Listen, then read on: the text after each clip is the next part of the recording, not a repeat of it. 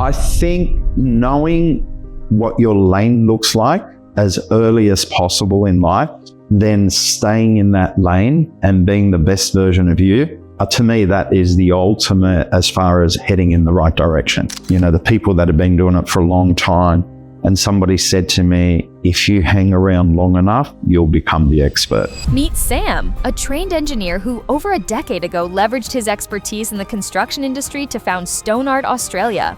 Specializing in exquisite flooring, concrete, and stone polishing, Sam is not just a master of his craft, he's a passionate business leader committed to empowering the next generation of entrepreneurs. You may not be able to do something straight away, but if you work towards it, you can do it. Yeah. So what's your perspective like when a challenge comes through? How do you look at it now? Well, welcome to the show, Sam. Thank you. It's so great to meet you in person. Good to meet you. And I had the privilege of seeing you many years ago when I was just new to Christianity. Mm-hmm. You know, I logged on to this Business Connect and it was Hillsong at the time. And yeah, I remember you really clearly. And I think at that time you were going through some COVID stuff, which we'll talk about it a bit later. Sure. But yeah, welcome. And Thank you. It's good to be here. yeah, and I would love to see what you've brought to show our audience today before we get started. I actually forgot. No, I'm joking. Oh my God, you nearly got. You're really a There it great is. star. Not what you normally see. No. No, there you go. How do you like it? What do you think? Simple, elegant, quality. Yeah. You like that? Yeah, I'd love to hear the story behind this yellow piece I'll of tell you a cardboard. little bit of a story. This is not the original one, but it's exactly the same. But from early years, in my teens, I've always had a gold leaf sheet of paper where I map out basically what I want my life to look like. Goals, dreams. What age was this? Probably started doing it at 17. Whoa. Yeah. And keep updating it. So obviously. Why gold? Who gave you that? Because I don't know. I just thought it's the classiest color out there. And it's just like something that's valuable and the contents are going to be invaluable. So it was all, I've always done it. And what I do is I write down vision, dreams, goals, what I want the future to look like, the possibilities, mostly stuff that's way beyond me. Stuff that you allow yourself to unachievable, all that. And then over the years, you've kept it on. Is it like a yearly thing? That you do? I keep updating as I feel like I'm starting to get close to achieving some of that stuff. I update. So it's a piece of sheet that you fill out, and it's not full. It's just that you add on to it. Where I'm going, what I believe I'm designed to achieve and to do, and all that sort of stuff. I put it in point form, dreams, goals, vision. You know, one time I drew a house and I sketched the whole thing out and I thought, wow, this would be the dream home. And I knew what every room looked like and that went in there. Yeah. And then it became like a folder, a car I'd like, or this or that, or the kind of life I'd like to live, generosity, the whole lot, what I'd like my life to look like, put it in there. And I'm actually living in it now. Oh my God, that is awesome, so beautiful. yeah. And how did you know about that at the age of 17? I mean, I want you to take us back to your childhood growing up, because I discovered vision boards and all that later in life, like 28 or 29 or something. And I'm like, why didn't I know this earlier? So what was your growing up like? Look, I grew up in a church. I was born in Switzerland. My parents are Italian, from Sicily. My mum took me to church, did the whole Sunday school thing. And it was such a positive influence that it just taught me anything and everything's possible. And then my mother was and is still very positive, a driving force, to the point where she'd say, you can achieve anything in life. You can do anything. You know, you can just do it, write it down, get a goal, whatever you think, you can do it. And from there, then I started looking into the Bible myself and started saying, write down the vision. What are you praying for? What are you believing for? And I just built on top of it and I thought, you know what, I'm going to do this. And So were your parents entrepreneurial as well? No, not at all. Oh, not at all. But they were just My positive. mother had the dream she wanted to be, but couldn't quite get there. Yeah. And so then where did your entrepreneurship goal and ambition come from? You know what? I think I was just designed that way. Like, glass is always half full. Why not? Can do it. We can try. And yeah, I'm just that way. Yeah. That way designed, I think. So when you were designed that way, when you say design, what does it mean? Is it like, did you have this clear vision that you wanted to be a businessman? Yeah. You were always thinking about ideas? Like Definitely. So it's always, that's the way I look at life. From day dot, I wanted a business. I wanted to be in control of my destiny, so to speak, and plan all that out. Didn't know what it was going to look like. So, but that's the exciting part about it, isn't it? You make a general plan, commit it to God, and anything's possible. So I guess that's what I did. I mapped it out, and then I took steps. The steps I took towards that, a lot of the time didn't feel like they're heading there. But I just had this reassurance inside that one day you're going to need all these skill sets that you're learning along the way for what you're going to do. Yeah. So what was that first business? And tell me about your journey through your entrepreneurship. Yeah. So prior to starting my business, I worked as an engineer. I thought I'm going to just lock down into something and hopefully it's going to steer me in that direction. Then as I was working as an engineer, I thought, okay, now I'm getting an idea of where I want to be. I want to be in construction. I've had a taste of that in the past. I wanted to be in construction. I wrote down what I wanted it to look like.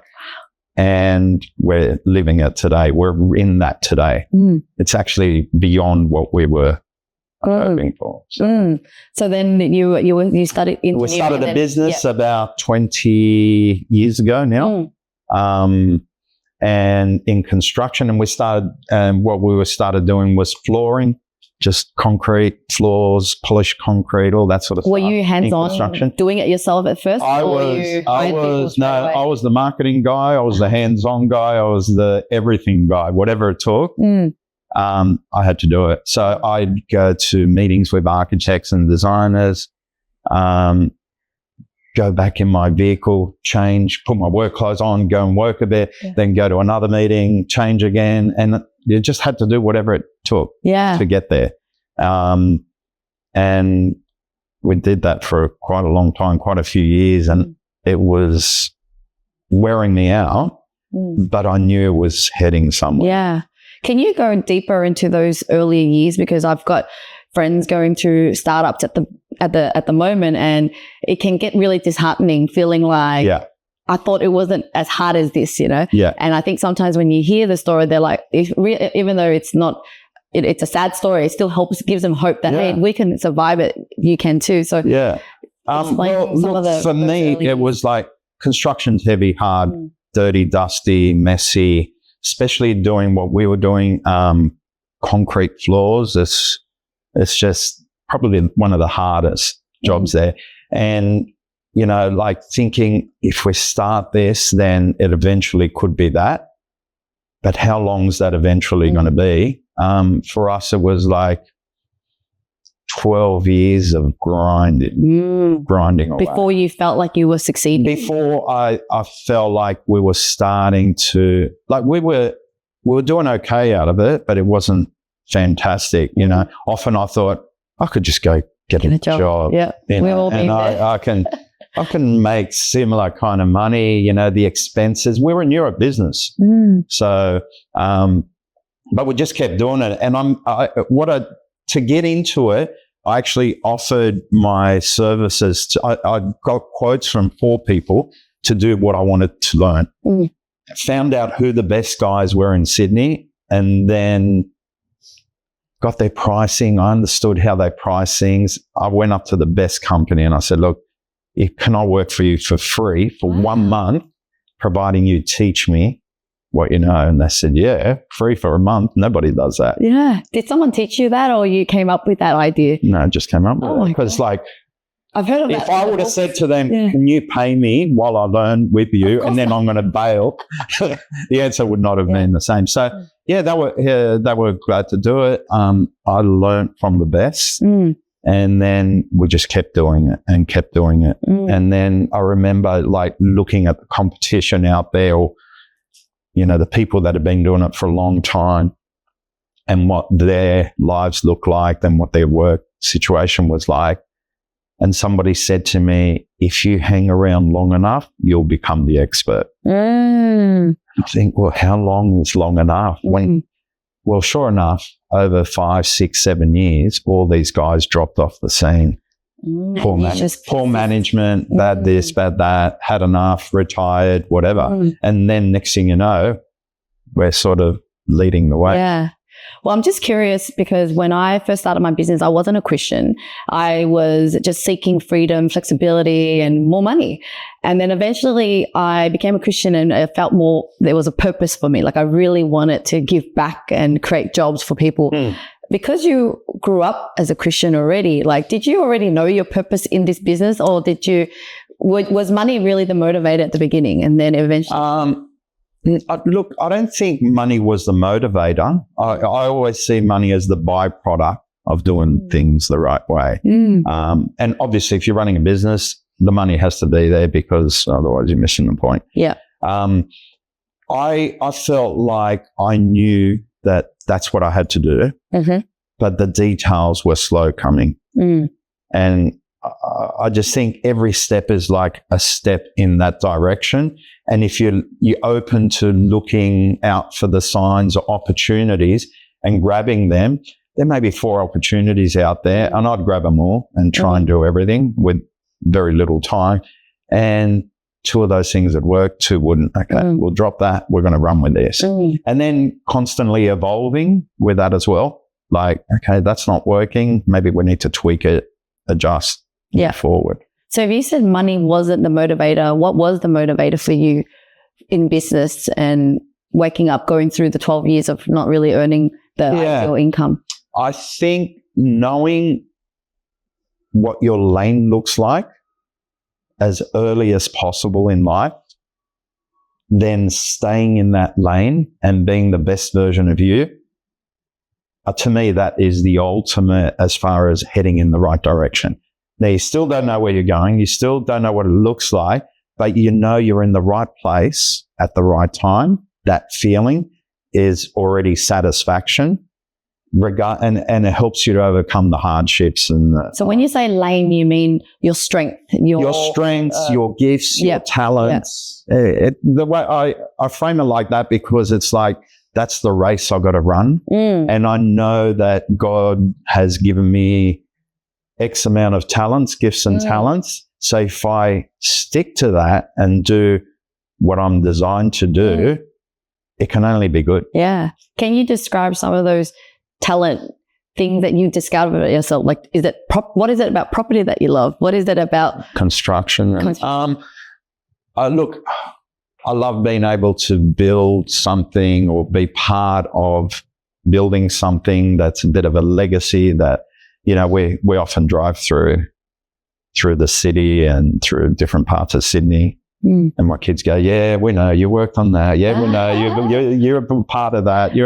And to me, you know, I like that. Not because it was me, but it was because I was doing what I was meant to be doing. So it's just, you just got to know who you're meant to be, not trying to live a different life or trying to be somebody else. Yeah. And were there qualities of yourself that were different when you first started and then later? The reason why I say that is I feel like business is a personal development journey. Yeah. It's like, you know, when I first started, I hated being on camera. Like I was so scared as well. Yep. And then when I started to realize that, but I want to make an impact, so I'm going to learn how to do video. Now I love doing it. Yeah. And you kind of discover new qualities about yourself or new talent. Like, were there anything that you're like, oh, I wasn't like that? Look, I was speaking to a friend of mine from from the States about this in Washington. And I call it like the WIT attitude, WIT, whatever it takes. So, and, you know, we always talk about it. It's, if you know what you're meant to be doing, even though you don't know what it looks like, if you're prepared to do whatever it takes, it's like, and that goes, you know, it's 3 o'clock, it's 4 o'clock, I've had enough. No, I'm going to keep going. Whatever it takes, if I can squeeze in that extra bit, go the extra mile, put yourself out there in areas where you're not comfortable, meeting the people that you need to meet, and doing all those things over and above, whatever it takes. Yeah. It's like a resilience that you build up, and you actually get strength from it. I guess it's like working out or training, you know, you slowly build up strength. It becomes easier. Then you build on that. It becomes a little bit easier. Oh my God, I would love to get into the health topic too, because you are a very fit guy. Yeah, well, I'm gonna. So a little bit about the COVID time. That was one of the challenging time for you and the people in your industry. So how did you overcome it? Where did God play into that, in that role of overcoming those challenges? You know, it was a difficult period, but it was a great period. I loved it. We loved it. Tell me more.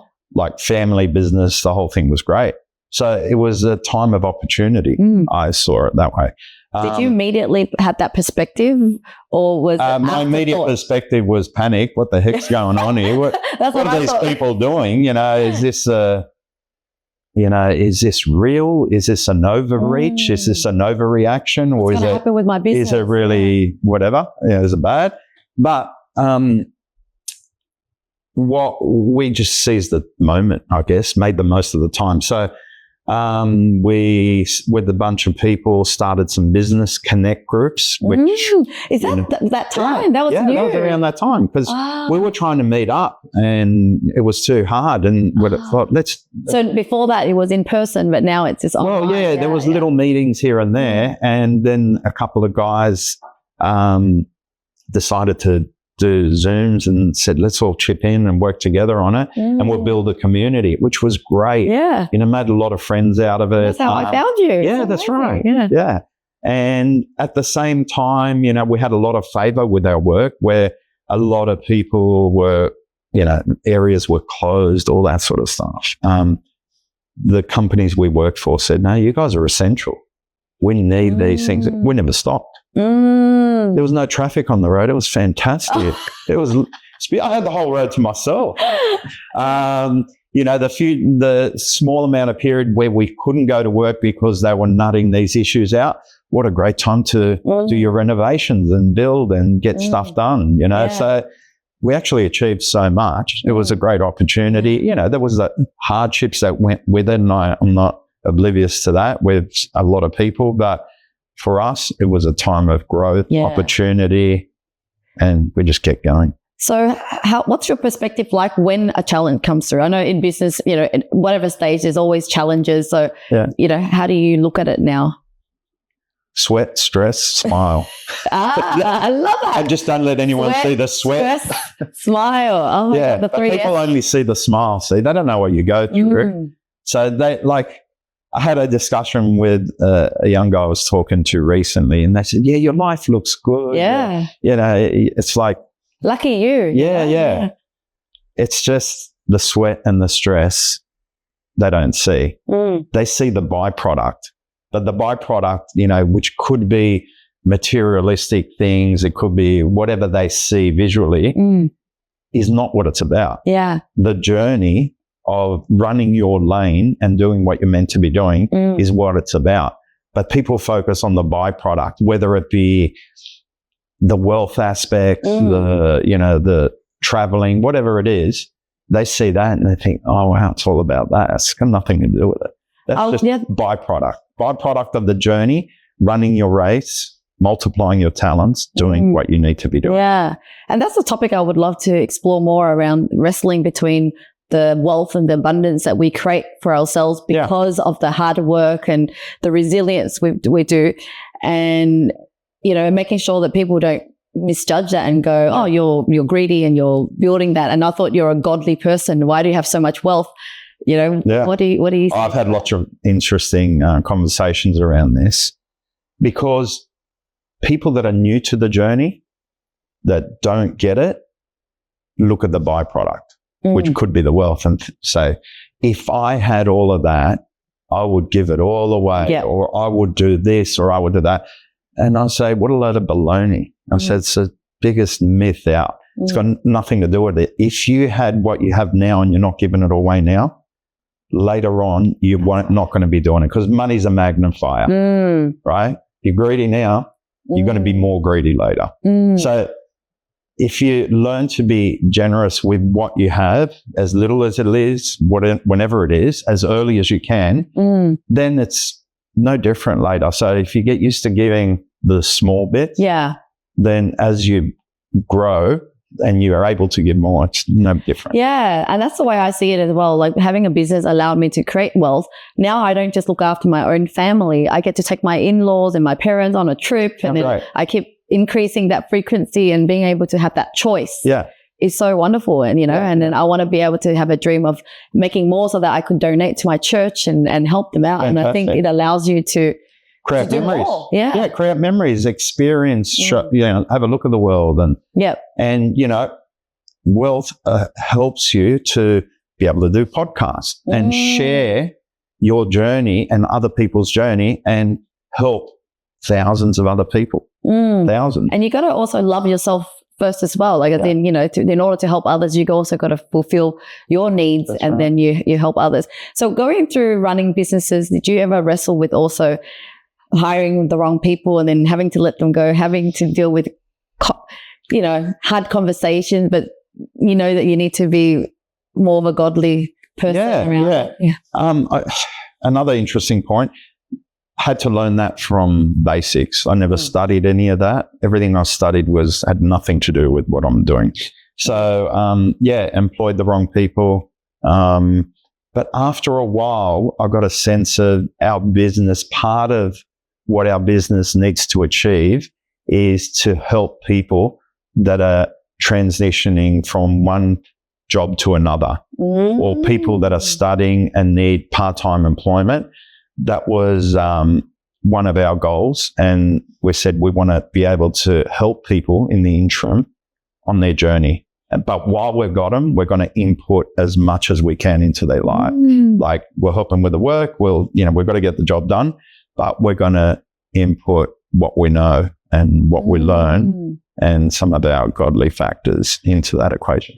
So what you're saying is that when you're hiring people, you want to invest everything in that person that they can grow and shine even beyond you. Even when it means that they're moving on to the next opportunity, you're there to help them. We've had quite a few uni students who are going to become teachers, who are going to do other professions in life.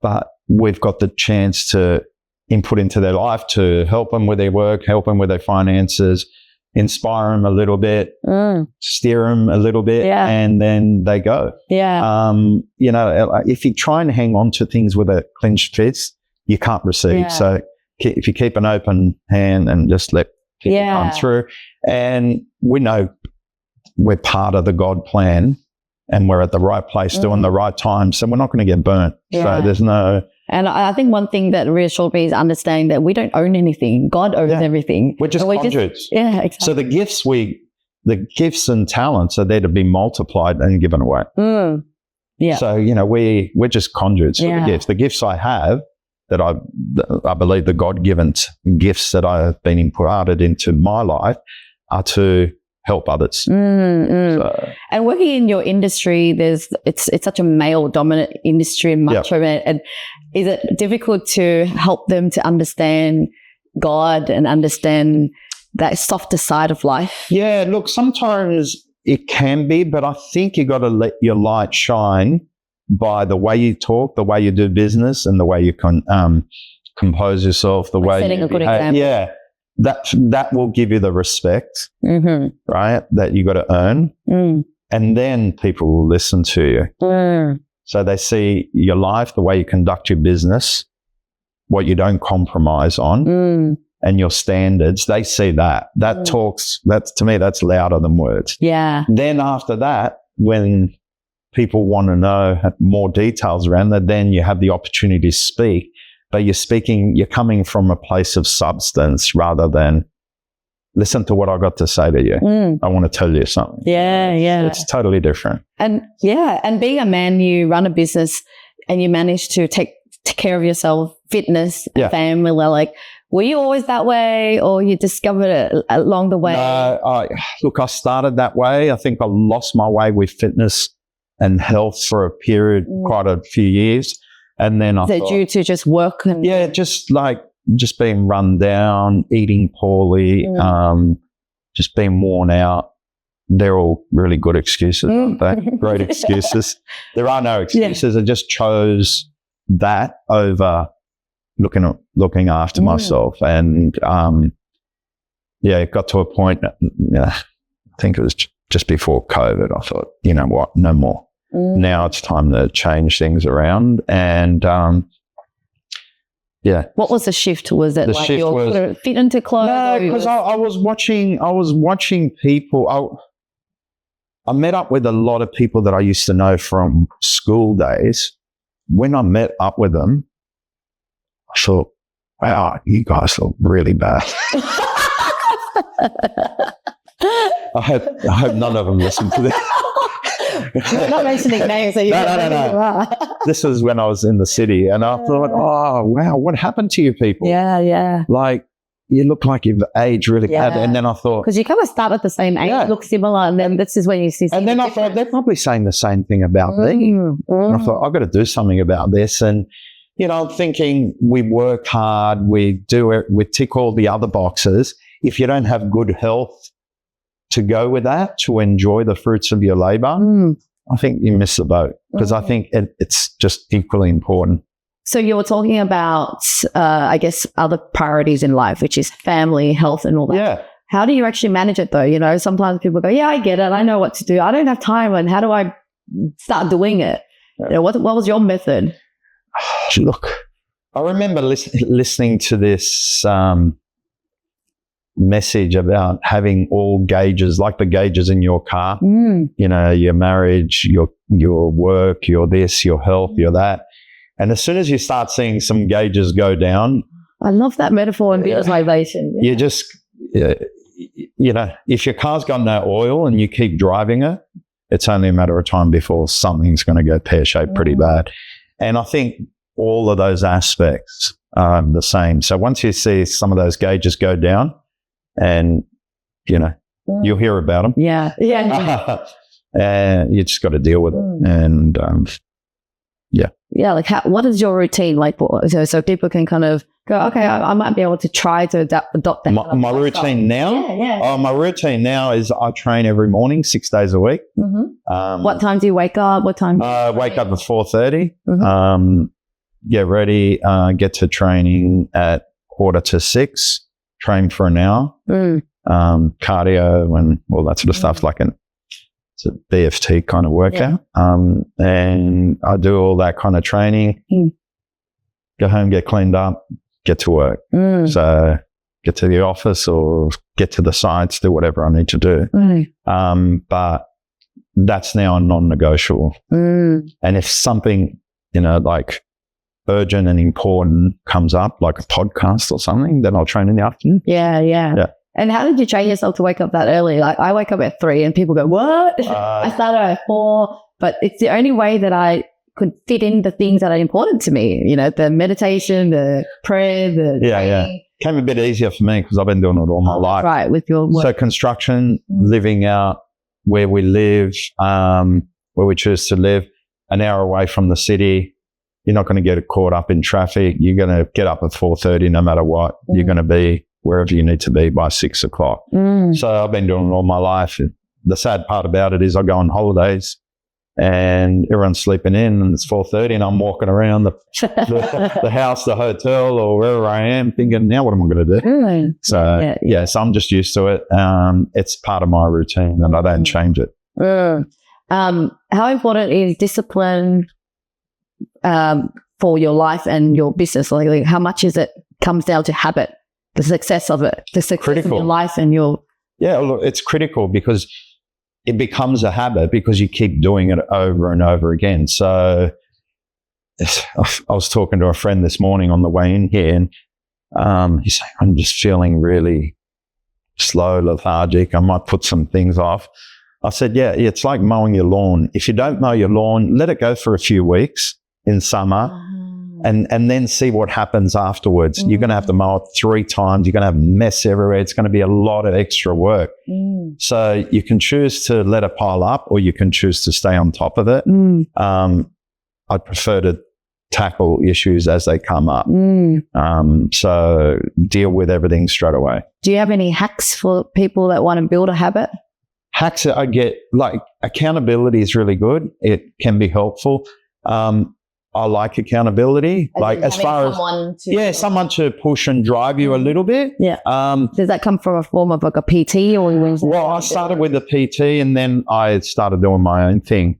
Get into the rhythm and then you're running. Do the right thing as well. You know, some people are blessed with like their own kind of discipline. Like my son trains in our gym. He doesn't want to train with anybody. He gets up.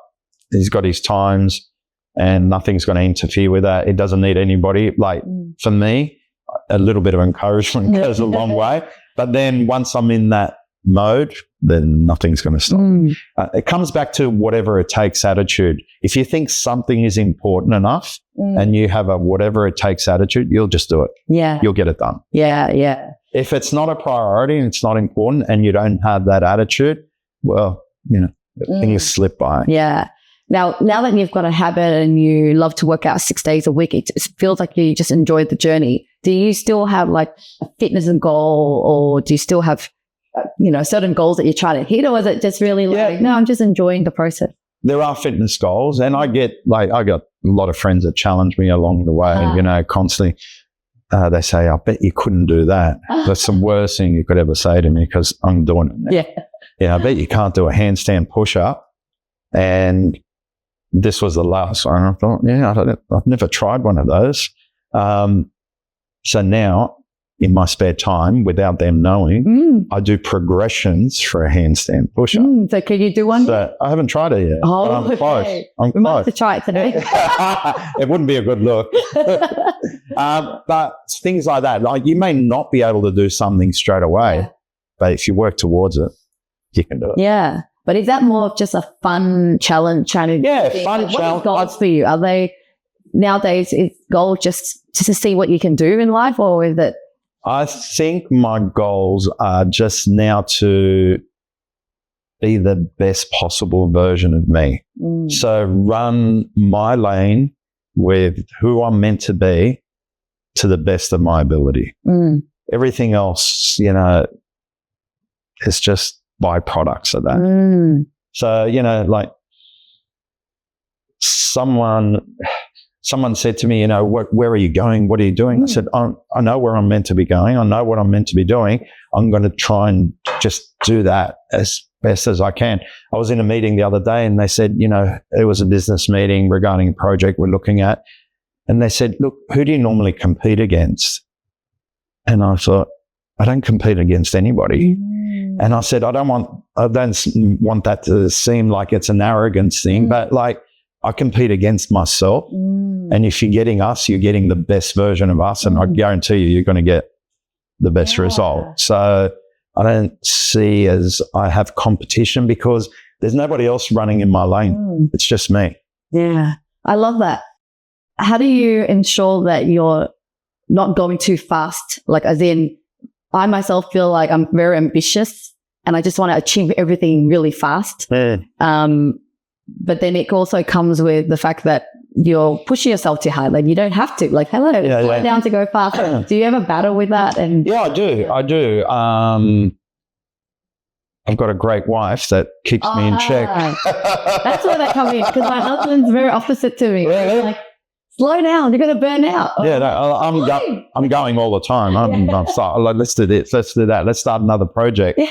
She goes, what about everything else? I said, yeah, we can do it all. And I'm like, why are you always running? And then I've heard people say, there's this topic of when is enough? Yeah. I guess my answer to that is when have you reached that ultimate perfection of being the best version of you? I don't think we ever do. So I think we just keep going, And the beauty about what I believe is when you run your lane, do what you're meant to do. There's no burnout involved. Yeah. Because you're doing what you love. Exactly. Right? You're being who you're meant to be. Yeah. It's when I'm trying to be Peter Lowe, it's not going to work. I can't do what Peter Lowe does. You know, he's got all those looks and everything. You know, I can't be him. I'm just going to be me, and it's going to work that way. You know, and it's because your day, you really fit it in with the things that are important, like your fitness or time with family. And so every day, even though it's full and busy, it gives you energy. Absolutely. Taking away your energy. And when one of those gauges goes down a bit, my wife will usually let me know really quickly. Yeah. So it's good, you know. It's like we work at it. Or you'll get signs, you know, like if you're not in that right place and you're getting a bit edgy and a bit stressful, normally a work colleague or an employee or someone will say, hey, why are you so on edge all the time? What's going on? And then you think, oh, okay, one of my gauges must be out. What's not in? What have I neglected? Go back, tweak, adjust, go back out. So what are your go-to ways to reset or relax or just kind of wind down a bit? Yeah, I the way I do it is I need some time where I can just think, write down some stuff just by myself, secluded, quiet. Is that like a few hours or is it like a day? Look, sometimes I can get it done in half an hour.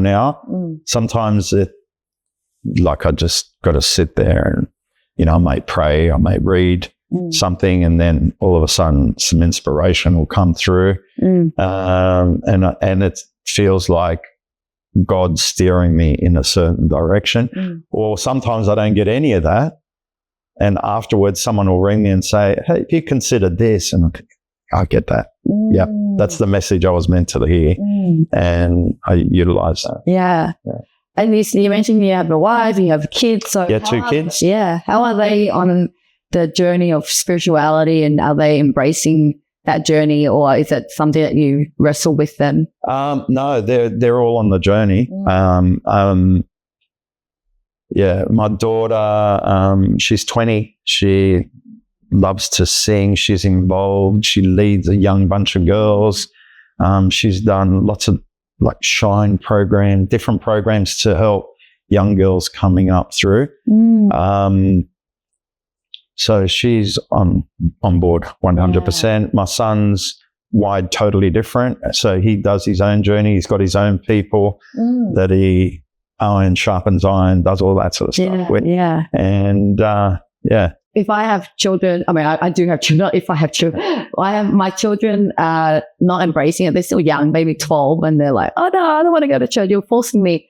And it kind of worries me because there are friends who have been forced to go to church early on, and which turned them off, and they're not on the journey anymore.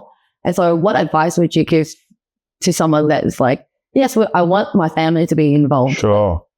They're resisting. If you sow in the right things into their life from an early age, it's like, and you teach them godly principles, they go in, they never go back out.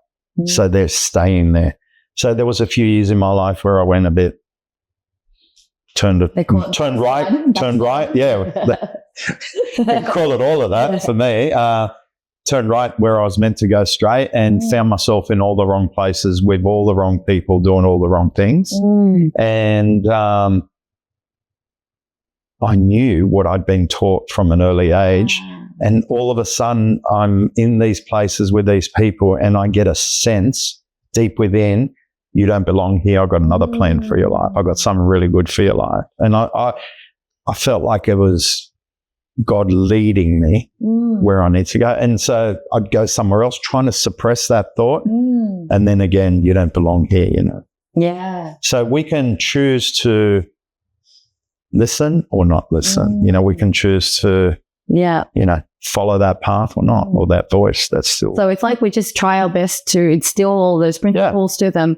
Their journey might be winding and different. It could be, you know, they find it early, they might find it late, or they might find it early, but then backslid. But once it's in there, that word of God, once it goes in, it never comes out void. So it stays in there, and it'll be their compass for the future. But would you say don't pressure and push them if they're not ready? Look, I just had this discussion yesterday. I think kids need discipline, and we know we shouldn't spare that discipline, right? Because the discipline is essential. So sometimes at a young age, you got to push them a little bit to hey, if you've got to clean your room. If you say it once, it may not always happen with kids, but you got to hey, you need to clean your room, because that discipline is going to be good for lots of other things later on in your life. You don't need to know that now, but just clean your room and keep it clean. Then tomorrow, let's clean the room. If the room's dirty. Is it ungodly to scream at them and get angry at them aggressively to make them listen? I love that. I love that. Discipline, whatever it takes, within reason. The discipline I received in my life was totally different at that stage. Do you get that? But yeah, flying shoes, things flying around the room, I'd be good at ducking and weaving. Maybe that's when my fitness started. Yeah. But at the time I thought, what is going on here? I really don't like this. Now I think, how good was that? Excuse me. How good was that? Because that taught me stuff that I'm using now. Yeah. So you need to be firm, because they really absolutely. So I agree. You've got to push them and keep disciplining them while you can. Yeah. Then there'll come a stage where they'll fly. They'll go and they'll do their own thing. And then all they have is what you've taught them. Yeah. What God's, the God word in them. And have you discovered what it is that it is your role as a father to your children? Like, what's your purpose for them? Or what do you want for them? To lead them and set them up for a win. I watched this documentary which sort of stuck in my head, and it was like some animals, lions in Africa, and it was the mother, the lion. It would partly wound an animal and then get its cubs to kill it and eat and whatever. So it wouldn't kill it and give it all to it. It would make them do the rest. And I thought, it teaches them to hunt. So we got to teach them to be resilient, be the best version of them. And I think our life will amplify that the most. The way we live, the way we do life, like look and learn, taste and see. Yeah. So what's next for you in terms of in the next 3 or 5 years?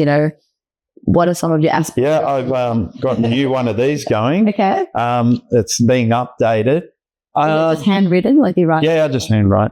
Do you share it with your wife and kids, or is it just a the funny thing is, when I first met my wife, she found it in my house. I didn't show her. She found it and she started reading through it, which she confessed later on in life. She said, I loved what you had written and I wanted to align with that. And it sort of like was confirming to her of a future and a great future. So I think it's a critical thing to do, because you know where you're going, where you want to go. It's like in business, you're selling the vision and thing to your team to get them on the journey. And this is a really great way to do it for your personal life. So in answer to your question, the future, I think you've got to keep stretching and keep pushing, putting yourself in uncomfortable situations, which is what I sometimes try and avoid, and then push myself to go there. Now, I had this idea at the beginning of last year to do something totally crazy, to help possibly young people to do maybe like campsites, conferences or stuff like that, or purchase some land where those kind of events could happen. And one of the goals that I wrote down was to have global impact with that. And my wife and kid, kids, we had a chat about it, and they go, what the heck, global influence? Where are you going? What do you try? I said, I don't know, but this is a challenge to do something like that and have impact way beyond anything that we can achieve. And I guess the miracle comes from being in a place where you need God to intervene, right? You can't achieve that by yourself. You don't have the connections, the skill set, whatever. The miracle is when you're going to make space for God intervention, because without it, you can't go there. Yeah. You know, it's not going to work. You need it. Yeah. So I wrote down a few things along those lines, and this year we started making some progress in our first acquisition, which is out there. We haven't done it yet. It's a work in progress, so I can't say too much about it, but we're on that way. And I think I was thinking to myself, had we not written that down, had we not pushed or stretched, we wouldn't be on that journey now.